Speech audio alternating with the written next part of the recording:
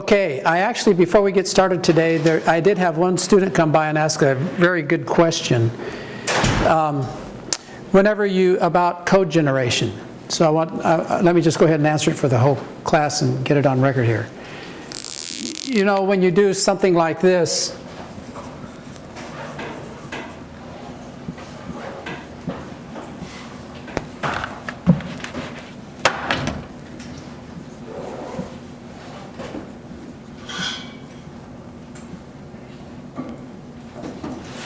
if you have a statement like this, store word accumulator 0x ABCD, comma D, direct, where this is a hexadecimal. The question is, how do you get, what you want to have come out is the code that gets generated for the operand specifier has to be A, B, and then a space, and then a C, D. Right?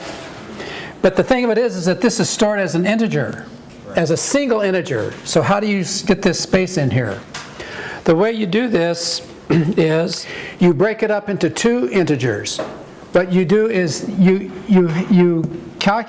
compute the integer value of AB, and then you calculate the integer value CD from this one integer value for this. And the question is, how do you do that? Does anybody know? Other than the student who is here who just asked me a few minutes ago. Does anybody know how to get an integer value that's represented in hex with 4 hex digits? How to get the integer value of this and the integer value of this? Here's how you do it. This AB is 0x ABCD divided by 256. Because in C++, divided by is integer division. Now, why 256? Because 2 to the 8 is 256. Are you with me? It's 2, 4, 8, 16, 32, 64, 128, 256. So basically what this is doing, when you divide by an integer value by 256, you're basically doing an arithmetic shift what? Right or left? You're basically doing 8 arithmetic shift rights. Are you with me? Are you with me? And so what that's doing is that's getting rid of all those other, and that's making this a one, that's giving you the integer, this as if it were a single integer. And then you can print that out using the Java, hexadecimal format. And this is just your integer value divided by. And so what is this one? Not integer division, it's what? Well, what C++? It's, say it again? Yes. So this one would be 0x ABCD mod 256, because 256, the mod is the remainder when you divide by 256. And so basically what you're doing is you're chopping. Actually, another way to get this is you could actually mask it in C++. You could actually AND it. You could bitwise AND it with no, not 256. You would bitwise AND it with what? Well, you'd have to have all zeros except the rightmost would be all ones. Okay. Would that be 255? Oh, actually, you could do it with 0. You could do a 0x 00ff. Yeah, you wouldn't even have to do it in decimal. Yeah, and you could actually you could actually do the mask in the higher in C++ with this one. The bitwise AND. That's the single ampersand. Anyway, that's how you do that. So another little code generation tip. Okay, so everybody got this? All right. Now, today we are going to do arrays. So we're going to learn 2 new addressing modes, and we're going to see how to translate arrays. Now, there's a few slides here I'm just going to briefly show you about Boolean types. In C and C++, the Boolean types are anything that is, first of all, 0 represents false, and anything that is not 0 is true. So of course there are no types in binary, so that's how Booleans are stored. They're stored just in binary, and if it's all zeros, it's false, and if it's not all zeros, it's true. But if you're going to do some equates, and you want to return true, we can equate true to 1 and false to 0. And then here is a program in figure 6.32 that has a Boolean function, a function that returns type Boolean called inRange, and it's has one formal parameter that's called by value called A, and the way this gets and then there's a main program that calls it to see if it's in range or not, see if you're qualified or not. A is the age between 21 and 65. And then here in figure 6.32 is the code that's the compiler generates for it. And notice that we just have true.equate 1 and false.equate 0, and then you can work through that. We're not going to go through that in detail, and you're not going to be responsible for it on the exam. But anyway, just for your information, that's how Booleans are treated. Now, in figure 6.33, we have summarized all 8 addressing modes. Now, what have we done so far? We've done immediate, we've done immediate, direct, stack relative, and stack relative deferred. So that's 4. So that's 4 addressing modes. Here are the remaining 4. We're going to learn 2 more today. So let's take a look at these in a kind of a systematic way.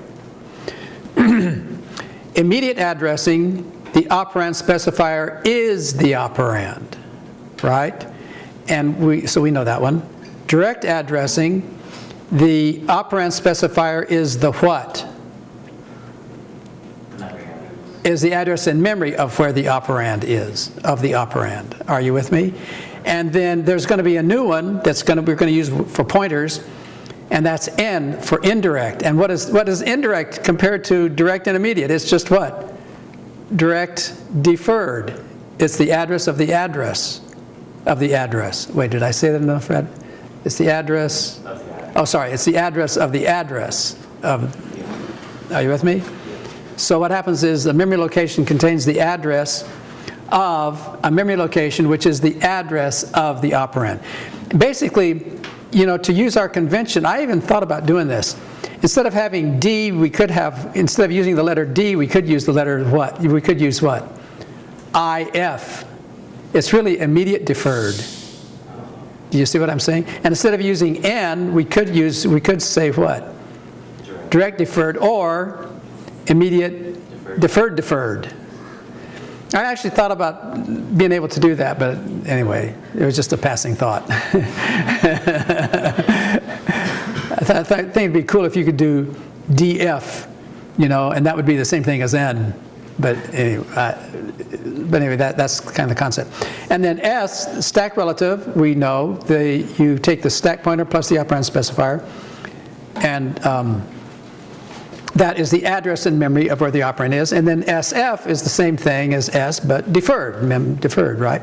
Now, what we're going to do today is we're going to do the next 2. So let's take a look at the next 2 addressing modes. So our task is to see how the compiler translates arrays. All right? Now, here's the thing. You can think of memory itself as being an array of what?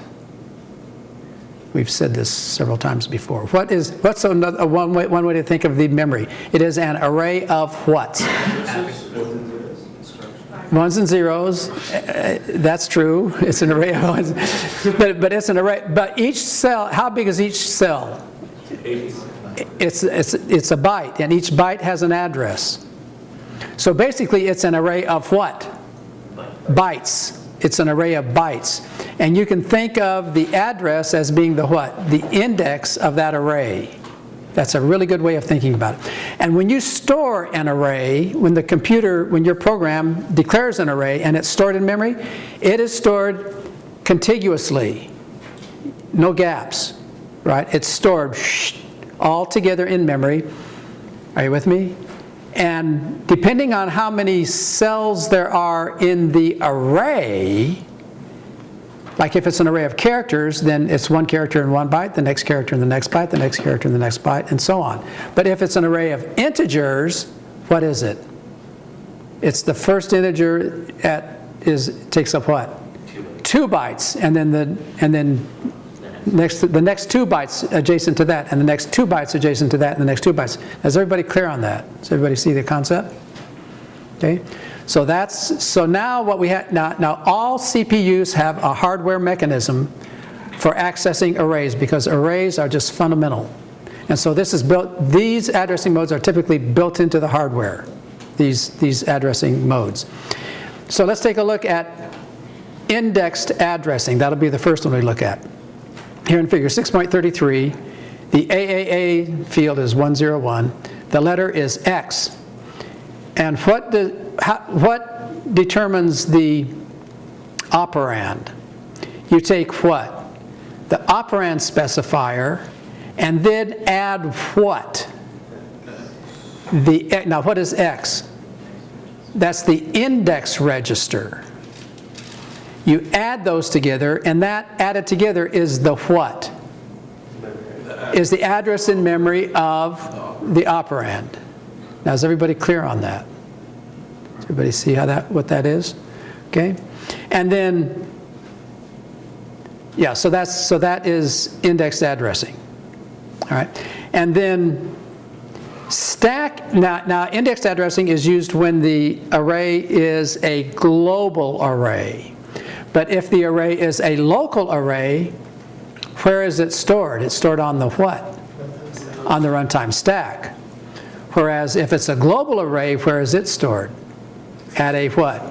Fixed location in memory. But so if it's a global array, it's at a fixed location in memory. If it's a local array, it's stored on the runtime stack.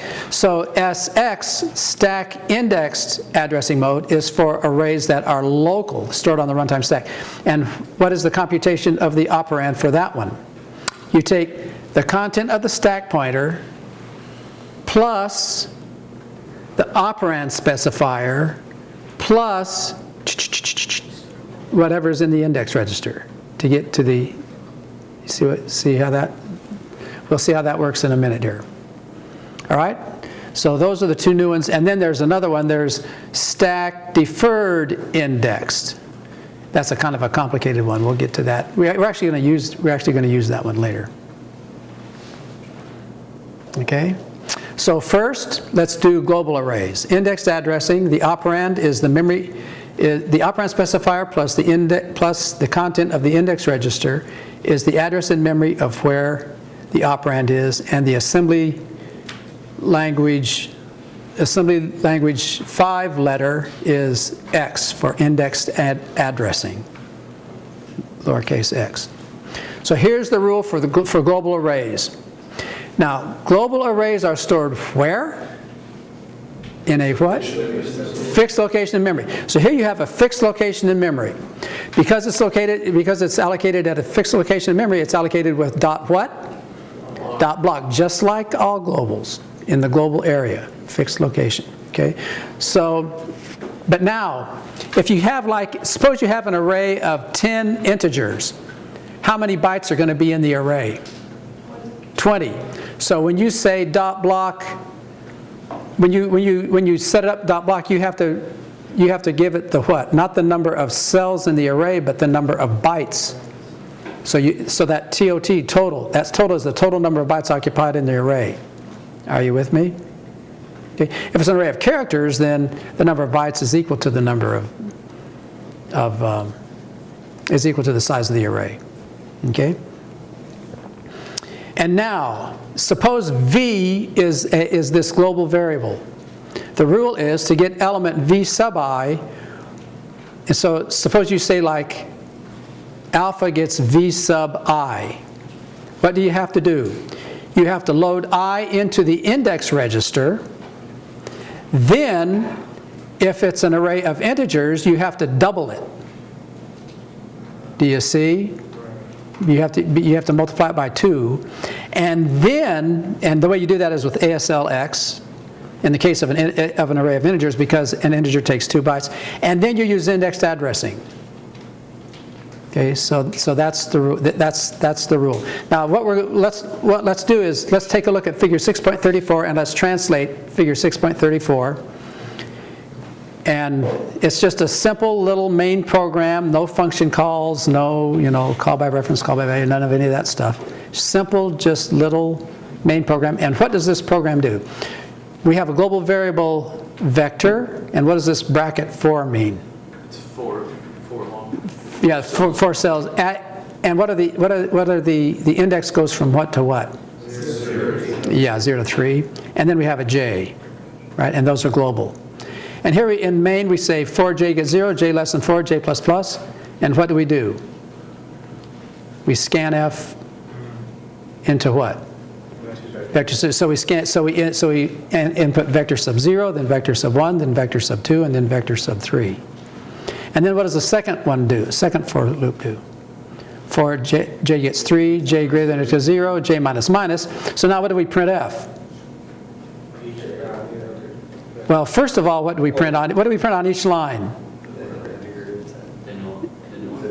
The j first, and then a space, and then what? The value. The value, yeah. Yeah, so in other words, we're putting it out in the opposite order that that it's input in, but also with the little index in front. Yeah. So is the size of each cell within the array determined by the type of information that's in it? I could not have said it better myself. Okay. I hope we caught that on video. Yeah. Yes, the total size of the array depends on the type of the item is stored in each cell. Okay. Yes. Yeah, that's a good observation. And in a real in a more realistic sized computer, an integer could be 4 bytes, it could be 8 bytes if it's a long int, or it could actually be an array of records of, and you could have some structure there, but it would be the total, yeah, because you can have types and, yeah. Yeah, now here's the thing. At the assembly language level, it's all this, yeah, I mean, it's raw, and there's possibility for lots of errors. All this stuff about capacity and expanding, all that stuff is high-level language machinery that gives the programmer that safety and that convenience. So do we sort of element bounds? Yeah, there's no safety here at all. There's no out of range, but all that stuff all has to happen in software. Right. That all happens in software. This is the machine. So this is, in fact, there's no types. I mean, everything is binary. Right. Yeah. Yeah, good questions. These are good questions. All right, so now before we translate this, the first thing we always do is to draw a picture of the what? Of the memory model. Well, no stack frame in this case, but anyway, you're right. That's the memory model. Okay? So look, what's the memory model for this program? We have int vector 4. So where is that going to be? That's going to be like 1, 2. That's going to be 1, 2, 3, 4. So this will be vector sub 0. This will be vector sub 1, sub 2, sub 3. And then also j is global. So j will be down here. Is everybody clear on this? And that's global. There's not a stack. It's global because it's a fixed location in memory. Are we good? All right. Who wants to start? Okay, so let's branch to main. And now we're going to branch to main, but now what do we have? We have this int vector 4. You want to try? It's a global variable. So how do we do how do we allocate global variables? Vector. Yes, vector. And it's a global Oh, dot block. dot block. And now here's the thing. Dot block. How many? 8. 8, because it's 4 integers. Each integer is 2 bytes. So we have to say 8. And now comes the question of how do we do the trace tags? Now, what's the type? It's an integers. How do we do integers? Hashtag 2D. Okay, so this is a global. It's hashtag 2D, but it's a what of integers?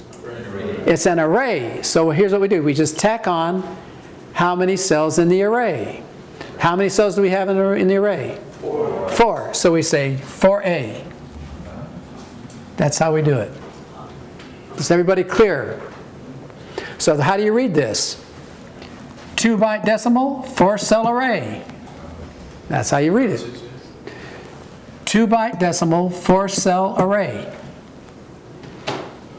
And the debugger, we'll do a little demo. The debugger will actually do this just like this.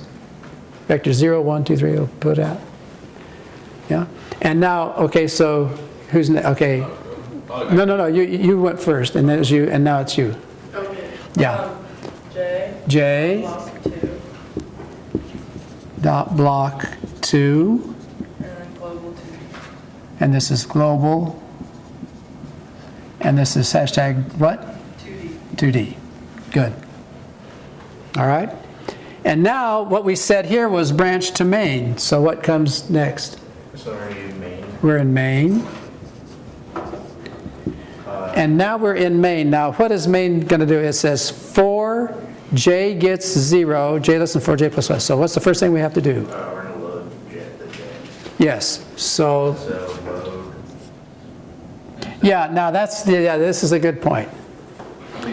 We see in the code that j is used as the subscript. Are you with me? Because later on in the code it says vector sub j. So we know that we're going to need to have j in what register? In the indexed register. So instead of doing load word accumulator, we're going to do, yes, we're going to do load word index register. And that's going to put the j in the index register instead of in the accumulator. We can do all of these operations with the index register. Yeah. But we're going to have, since we're going to change later. Well, well, yeah, but it's inconvenient. We might as well just do all the, because we have an add A and we have an add X. Well, yeah, but like you have to put it for this. Well, except for the fact that when you do vector sub j, it's going to have to be in the index register there anyway. So why not just put it there? Why not just do all the computations in there to start with? Okay. Otherwise, you'd have to be putting it back into the index register from the from where j is. Anyway, we can optimize better this way. All right. So this is load word index register. Now, what are we loading? 0. 0 addressing. Immediate. Good. Now, do you know how to set? Now, how do we set j to this 0? Do you know what's next? Do you know? Yeah. Okay. Store word from the index register into what? J. And the addressing mode? Now, j is a global variable stored in a fixed location in memory, so what? Exactly. Are we good? So that's j gets 0. Now, how do we do j less? Now we got to do j less than 4. And this is where our test is going to be. So j less than 4, so that's going to be what? Oh, let me see. Who's... Okay, so now how do we do j less than 4? Now we know that j is in the index register. Oh, sorry, well, yeah. Well, 0 is, but also it's also j. It's also the value of j. So, I mean, let's optimize and not do a separate load word index register j. Compare what? Compare word what? Index register with what? 4 addressing mode? Immediate. Very good. And now we got to figure out, when do we quit the loop? Branch if what? Yes, so that's BR what? GE to where? Actually, there's two 4s. I think we better call this one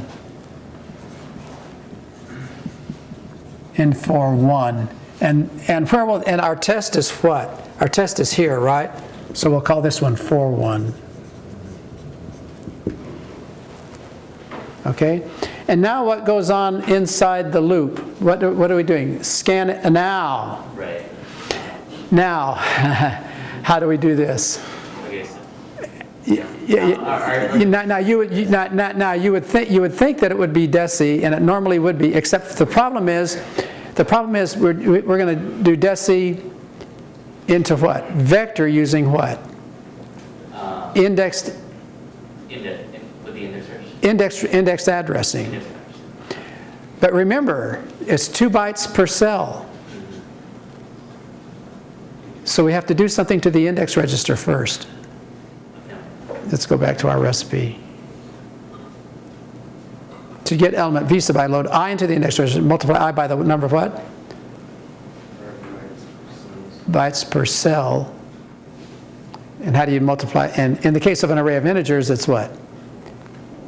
SLX. So that's what we need right now. Oh, well, it depends on if we optimize or not. Is the number still, is J still in the index register? Yes. I think it is. I think it is. So I think here we can just do a what? The compare word does not change the content of any register. Okay, look, this one is ASLX. Oh, we just do that. Okay. Yeah. And then And now, what's the next one? Now how do we scan it in? So we do decimal input into what? Into vector using indexed addressing. We'll do a computation here in a minute. Let's finish off the code and then I'll do a little Just compute. put it in the first available memory. No. We calculated what the index was. Oh. We calculated what's in the index register. What's in the index register is the value of J doubled. Okay. We'll do it. Once we get the code, I'll do a little numeric example for you. Okay. Now what? Now where are we? We have to do the what? We need to increment J. We need to increment J. So now how do we increment J? We load the word index. Yes. So load word index. What? J. Addressing mode. Direct. And then how do we add? How do we add to this? How do we increment J? Pass. How do we increment J? Add index register. 1 addressing mode. Immediate. And then how do we get that into J?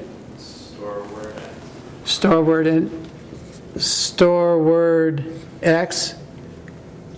J. J. Addressing mode. Direct. And now the index register has J in it. And what do we have to do now? We branch back to 4-1. Exactly. So now we do a branch to 4-1. Is everybody good? And then that does the loop. And then next comes the other loop. But now I'll tell you what let's do. In the interest of time, the other loop is just like this loop, right? So let's see if we did it right. I mean, it's the same technique. So here, let's take a look at figure 634. Vector is dot block 8, global variable, hashtag 2D, 4A, 2-byte decimal, 4-byte array. And notice those bytes that got set up there?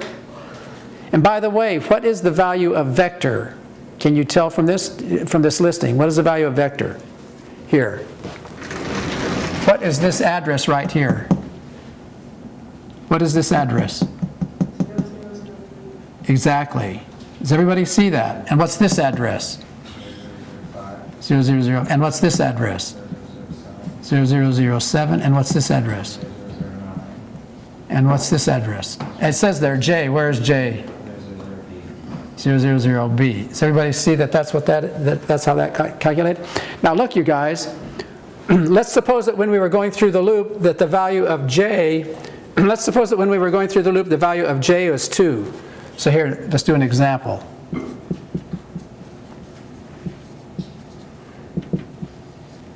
J equals 2. All right?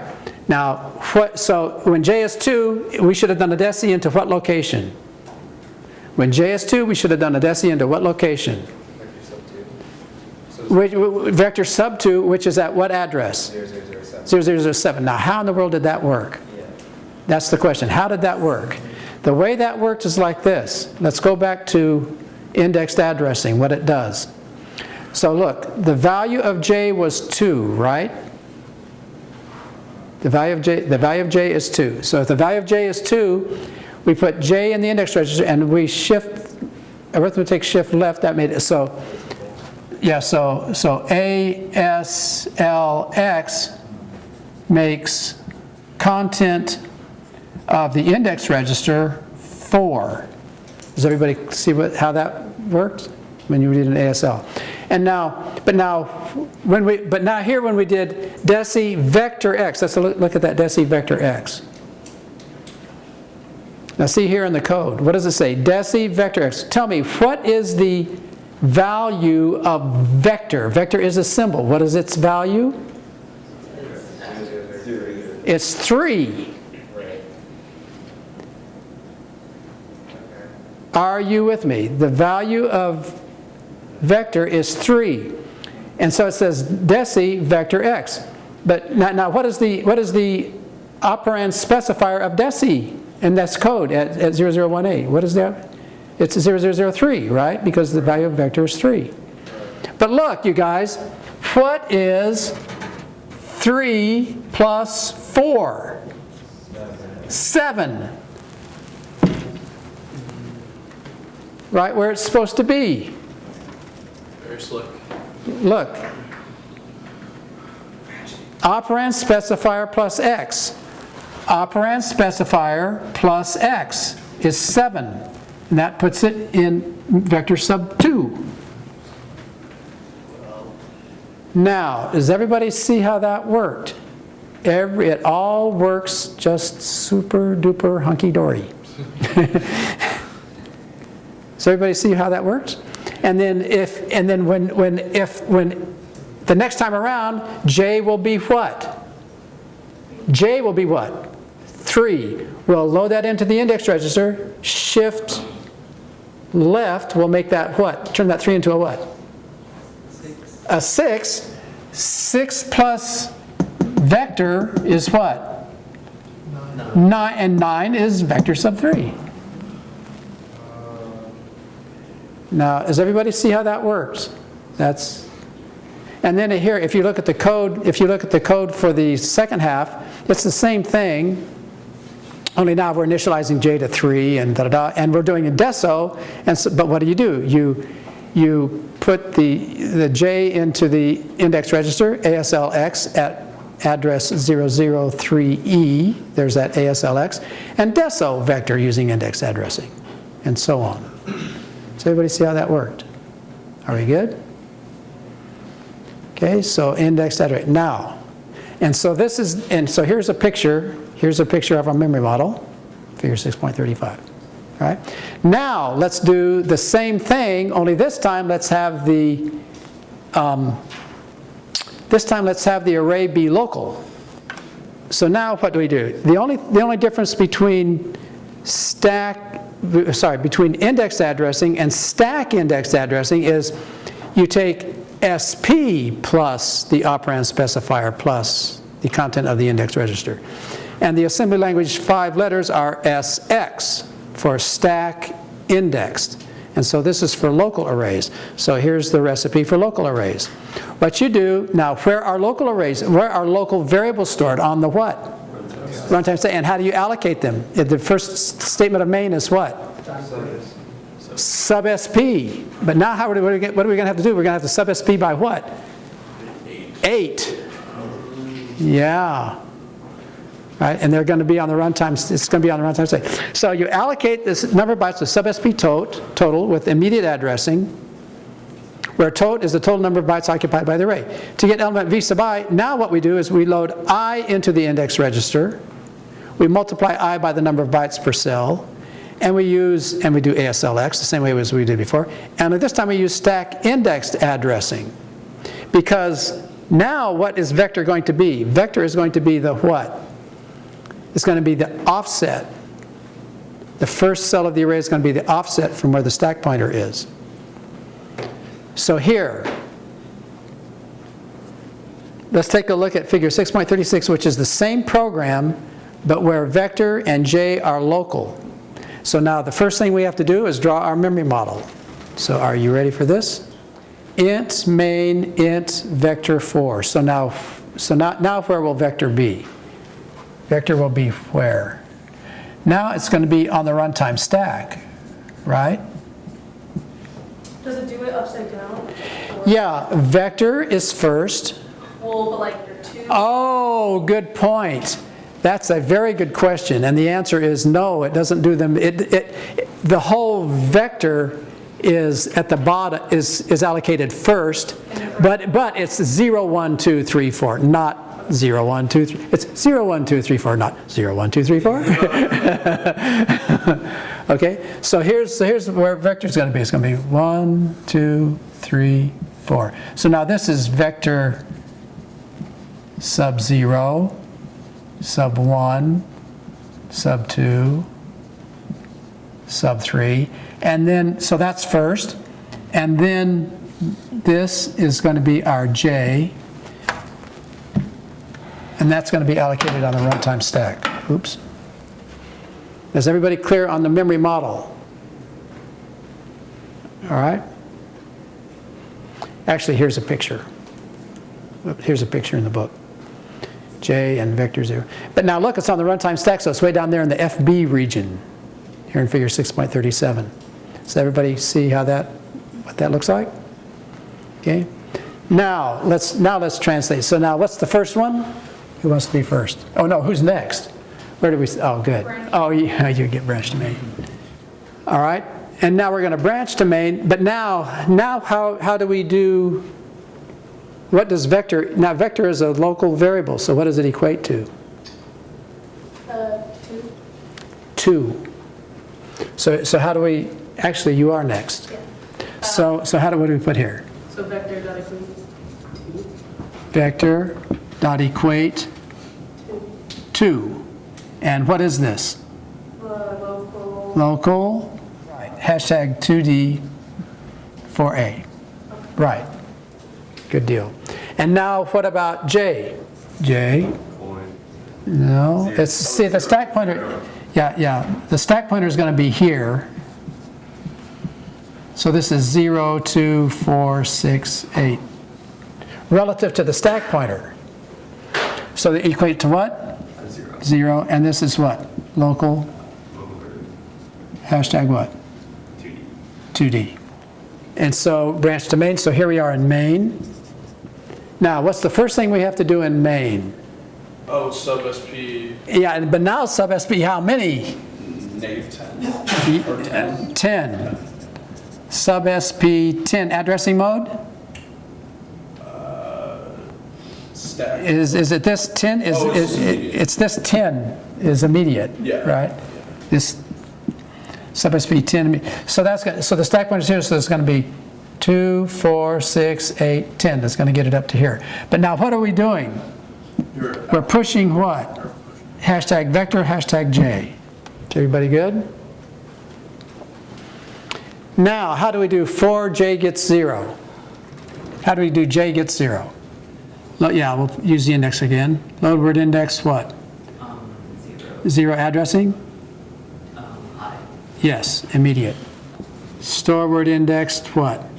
J, but now it's what? Yes, stack relative because it's on the stack.